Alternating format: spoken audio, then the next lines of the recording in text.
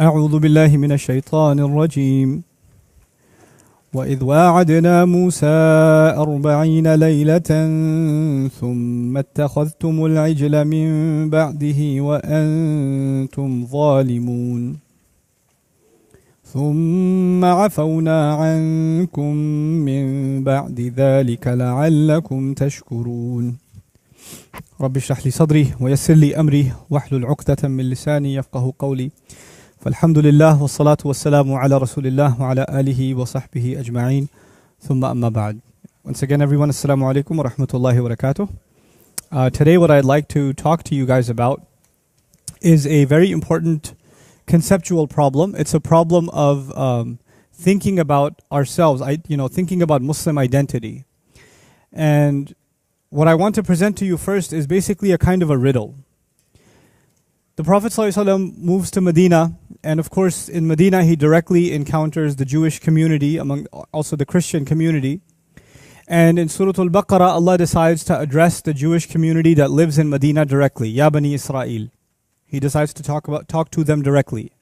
And many ayat in Surah Al-Baqarah are that direct conversation between Allah and Bani Israel. He speaks to them in the second person. You did this, you did this, you did this. Right? So he's talking to them in a very immediate and a very direct conversation.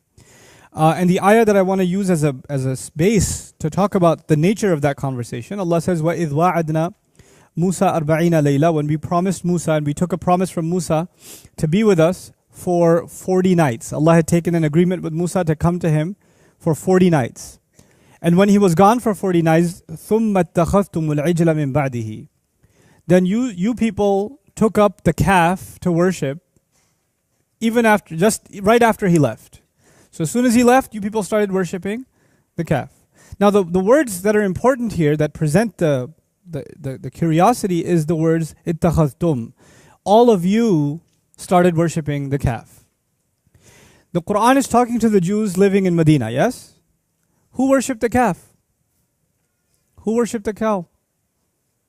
Their ancestors. From many generations ago, isn't it? They didn't have a cow that they worshipped. They didn't have a calf that they worshipped. It was their many generations old ancestors. And Allah talks to them and says, when I called Musa and you people started worshipping the calf, and you were the ones doing wrong, then I forgave you. I didn't do it and you didn't forgive me. The one you forgave is my great grandfather somewhere back in the day who I don't even remember the name of. Him, you forgave him. Why are you talking to me like I did it? So the Quran talks about Bani Israel and their history, and it doesn't use them. It uses you people. But you and I know that we are not blamed for the mistakes of our ancestors. That, like the Christian concept of original sin, we don't have that. We don't have your great-grandfather was a hypocrite, so you're a hypocrite. We don't have that. My ancestry, for example, my ancestors are Buddhist. A few generations back, 7-8 generations back, they're Buddhist. They're not Muslim, right? So that's not held against me. That's not held against me. So why is Allah talking to them in this way? That's the question we're going to try to address, inshallah. And through it, we don't just learn something about Bani Israel, we learn something about ourselves. This is more important for ourselves. See, what happened with Bani Israel is they suffered from a lot of diseases. They had the religion. They were the only people left of that much knowledge of scripture. Nobody even comes close, actually, even in Medina or anywhere arguably in the world that has that much scholarship in their religion at the time as the Jews had. Their rabbis were incredibly knowledgeable. As a matter of fact, the word used for them was ahbar. Ahbar is people that are dipped in ink. They wrote so much and they produced so much and they studied so much that they're just called people of ink. So it's no small thing. There's no small amount of knowledge they had. But the thing is, to preserve the integrity of Islam, to preserve the integrity of religion, it's not just knowledge that you need. You don't just need knowledge. You need the right kind of thinking. It's possible that somebody has a lot of knowledge, but they don't have the right kind of thinking. This is why the Quran doesn't complain about, why don't you know? Don't you know? It actually complains, don't you think? أَفَلَا تَعْقِلُونَ. That's a very common complaint in the Quran. The Quran is not holding against people that they don't know. As a matter of fact, when people don't know, Allah makes excuses for them and says, ذَلِكَ بِأَنَّهُمْ قَوْمٌ لَا يَعْلَمُونَ. That's because there are people who don't know. The idea means they will eventually learn. But you know, whether you know or not, every human being has been given the ability to do what? To think in the right way, to think appropriately. But what happens with a nation when they emphasize knowledge, but they stop emphasizing the right kind of what? Thinking. Then they can't even benefit from their knowledge. Banu Israel had a lot of knowledge. And by the way, you could say, no, but their knowledge was corrupted and their books had been changed and it wasn't what it used to be. Even if you argue all of that, their knowledge was good enough that when they saw the Prophet ﷺ, they could tell immediately, this is the one mentioned in our books. يَعْرِفُونَهُ كَمَا يَعْرِفُونَ أَبْنَاءَهُم. Then they recognize him like they recognize their own kids. If that's the case, that means they do have a lot of authentic knowledge still. But seems to be the problem is with what? Thinking. أَفَلَا تَعْقِلُونَ. Why don't you think? That's the complaint Allah makes even against Bani Israel. Now to us, we think that if you have knowledge, then automatically you must be a good thinker. We assume that. We assume it. So someone who has a lot of knowledge must be a really good thinker. It's not necessarily the case. So now coming back to the question of history.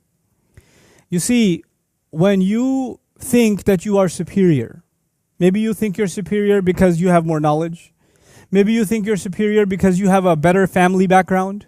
A lot of people think like that even today, don't they? They feel like, for example, they come from a noble family history. A lot of people feel they come, for example, if they come from the family of the Prophet ﷺ, which is a noble history, then somehow they are superior to other people. They can act like they're superior to other people. Other people might say we come from royal family background. We come from, this noble heritage, etc., etc. And as a result, we are better than others. And they develop that thinking. Some people even use Islam for it. I come from a family of scholars. And because I'm from a family of scholars, somehow I have better DNA than you. The thing is, whether you come from a family of scholars or not, or even a family of a prophet, you're still the children of Adam alayhi salam. You're still going to stand in front of Allah Azza wa Jal the same way. There's not a VIP row for anybody on Judgment Day. You understand? Allah doesn't care about your ethnicity or your genetics. The only thing you can bring to Allah is a sound heart. That's all you can bring. He's not going to ask what nationality, what passport, what visa, what bloodline. That's not going to be a question. Is that clear to everybody? Now the thing is, with Banu Israel, even though they had knowledge, they started thinking that for some reason they are superior. And when you have that thinking, and you study your history, then you study your history with the wrong kinds of glasses on. Through these glasses, you even read your own history, and the only thing you read is what makes you superior. You only highlight the parts of your history that establish your superiority even more. A Muslim might do this. We might read our own history, and the only parts of our history we'll read as the ones that make us proud. Yeah. Umar bin al-Khattab radiyallahu anhu. You highlight the parts that feel good. What do you ignore? The parts that are embarrassing. Does our history have embarrassing episodes? Absolutely. Absolutely. Now, Bani Israel, when they would talk about themselves as the superior nation, of course, they didn't just become the superior nation today. They became the superior nation a long time ago. And they keep talking about the great choices of Allah, how many prophets Allah gave them, what promises Allah gave them, the blessings Allah gave them. They highlight that history, that glorious golden history over and over and over and over and over again. And the more they remember that history, the more that it reminds them that how much better they are than everybody else. So what does Allah decide to do? Allah decides to give them a reality check. If you want to quote the best parts of your history and take credit, like you did it, you didn't do it. The people who did those great things came a long time ago and they're gone. You didn't do it. And you have no right to take credit for what they did. You're not awesome because of them. They are awesome because of them. This is why in Surah Al-Baqarah Allah says, تِلْكَ أُمَّةٌ قَدْ خَلَتْ لَهَا مَا كَسَبَتْ وَلَكُمْ مَا كَسَبْتُمْ. That's a group of people, they're already gone. They earned whatever they could earn. You're going to earn what you're going to earn. وَلَا تُسْأَلُونَ عَمَّا كَانُوا يَعْمَلُونَ. You're not going to be asked about what they used to do. You have to take responsibility for yourselves. Coming back to the point, they would only highlight the glorious parts of their history because it would make them feel better about themselves. And they would talk about them like they're talking about themselves. So Allah reverses it. So He takes the ugliest part of their history and He talks about them like He's talking about themselves. So He uses you. And they could say, well, why are you using you? It wasn't me. I didn't worship the calf. Well, when you talk about your victories and you talk about your blessings and you talk about people who lived thousands of years ago, you say, we did it. We were this, we were that. You like to put yourself together with them for the good times. How about you put yourself together with them for the bad times too then? This is a reality check in history. And what happens, in modern times, when, of course, in the last century and a half, a lot of new nation states were formed, right? A lot of colonizing nations left and new nations were formed. And when these new nations are formed, there are lots of political tensions in the world. And as a result of those political tensions, when textbooks are made for children and history books are written, then you have to write the kind of history books that make you love your country and your people and your ethnicity and your race more, and they make you hate the enemy more. So you highlight the parts of your history that increase patriotism, and you erase the parts of history that can question it. Our allegiance is not to the truth in so many nations. Our allegiance is not to the truth. Our allegiance is to nationalism. Our allegiance is to this idea of patriotism, this glorified nation, the idea of a glorified nation. And unfortunately, even within the world of Islam, even within when we think about Islam, we don't like to highlight our own flaws, our own mistakes, our own errors. We'd like to talk about how everything was amazing. Every time you hear about the people of the past, they were the most incredible people. Man, I don't even believe how they walked on the earth. They probably floated in the air when they walked. That's how awesome they were. You'll hear, and people then start exaggerating the accounts of history and how there was a scholar who actually never made wudu his whole life. He was that pure. Or you're sitting there listening to this going, what? So he didn't pray? No. Allah just never made his wudu break. Acha, really? Fantastic. Allah would benefit some individuals more than He would benefit prophets. Where do you come up with this stuff? This happens as a result of a diseased mind, when you can't think clearly, when you have the wrong basic concepts. So Allah Azza wa Jalla is clarifying those concepts, and through it He's teaching us something very important. This is a Quranic lesson in one thing, an honest approach to history. When we study our history, when we study the Ummah's history, we have to study it honestly. We have to acknowledge our mistakes. We have to acknowledge where we went wrong. And if you don't study your history, you'll never learn in the future. You'll just never ever learn. You'll become drugged by the idea that you're already the best. You're already number one. And you'll be the worst, the last people left on the earth. Everybody else will move forward. You're going to be moving backwards because you're already number one in your little mind. It's delusional. The entire idea of studying history is to take the best examples and learn from them, and take the worst of our mistakes and learn from them. To acknowledge our mistakes and not to repeat those mistakes again. And one of the worst mistakes in the history of the world that is highlighted through Bani Israel is a people who don't look at their own history honestly. That's what gives them the false thinking. That's what makes their thinking false. And that's the highlight, that's the lesson today. I'll share something with you I like sharing often because I was very moved by it. It was a friend of mine, Sheikh Naim Abu Layth, mentioned it. And I was really, really just impacted by it. Why is history important? Imagine that you just woke up today and you don't remember what happened yesterday or anything before yesterday. Or even if you remember, you only remember the last 24 hours. That's it. You don't remember anything else. You know what can be said about you? It could be said you don't know who you are. Isn't that true? If you only remember the last 24 hours, then you don't really know who you are. The entire ummah, the entire Muslim world, was described by the Prophet ﷺ like one body. You know the hadith? This ummah is like a jasad, like one body. So it's like one person. And if that one person only remembers the last 24 hours, they don't really know who they are, isn't it? So if the ummah doesn't remember its own history, if we don't know, if we don't understand our own past, then it's almost as though we have no sense of identity. We don't really have a clear sense of identity. Studying our book, studying Quran, this is my last comment now, studying the Quran isn't actually just about studying tafsir. isn't just about studying Arabic, just about studying the vocabulary of the words. And what the ulama said, studying the Quran teaches you what other things you have to learn. The Quran will highlight areas of knowledge, areas of awareness that you have to build in yourself. Not only the book, but the book will make you aware of other things that are valuable. It's incredible. A alim one time asked me, it was sitting together, a bunch of ulama, and I was the only one who was not a alim. And he asked me, why do you think Allah talks about Fir'aun so much? I mean, every ayah of the Quran is supposed to be guidance for the believer. Why are we listening to Fir'aun? Fir'aun talks a lot in the Quran. You know that? He talks a lot. He's like, why do we have to listen to Fir'aun?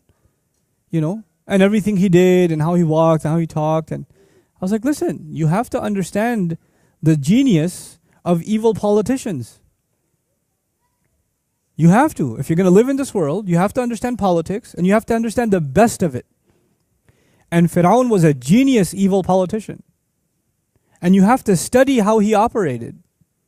Because he's not the only one. There's going to be lots of Fir'auns after him. And if you understand him, you'll understand all of them. You'll be able to navigate with them. You'll be able to deal with them. This is valuable guidance. Through this, you will understand the corruption of, regimes, dictators. You'll be able to understand them. So everything in the Quran has value, and it gives value to things on the outside. And today's lesson is the value in understanding and studying history. Young people here are doing their degrees. They're doing medicine, they're doing engineering, they're doing accounting, and one student says, I'm going to study history. And their parents say, what? What are you going to do with history? Well, who's going to give you a job? Where are you going to go to work? Where are you going to get employed? History doesn't pay the bills. Don't study history. So we took our smartest kids, our smartest men and women, and we made them doctors. We made them engineers. We made them programmers. We made them architects. And we did not care to make them what? Historians, political scientists, sociologists, anthropologists, psychologists. No. And you know what? As a nation, we decided an entire generation of people should just be workers. We're just workers. I mean, a doctor, with all due respect to doctors, is skilled labor. It's labor. You're a laborer. You're specialized, but you're still laboring. And an architect is still a laborer, a work in a specialized field. Who's doing the thinking on behalf of this ummah? Who's thinking on behalf of this ummah? Who's restoring our identity as an ummah? The best of our minds are not being used because they're too busy doing other things. I want you to study this and study that. And the sad thing is, if you ask, why are you studying this? Why are you in this career? You know what the answer is most of the time? Number one answer, my parents told me. Number two answer, it's a good job. That's it. So the only legacy we're leaving for our next generation is the most important thing in your life is looking for a good job. I'm not against getting a good job. By the way, get a good job. I'm all for it. But you know what? The world needs more than just people that make money and one or two careers. I would argue if I had it my way, historians would be, and historians and theologians and people that are studying psychology and sociology, they would be the highest paid professors. They'd be the highest paid researchers, in my opinion. Because they're the people who impact how society operates. They give direction to society. And if they have an Islamic mindset, man, they can bring a lot of good to the world. So even if, for the young people here that are studying, while you're studying accounting, mashallah, inna lillahi wa inna ilayhi raji'un, on the side, take as many history courses as you can. Learn as much about other things as you can. Things that actually, make you a refined human being, a deeper thinker. Learn sociology. It's an important subject. There's a lot of sociology in the Quran. There's a lot of psychology in the Quran. There's a lot of political science in the Quran.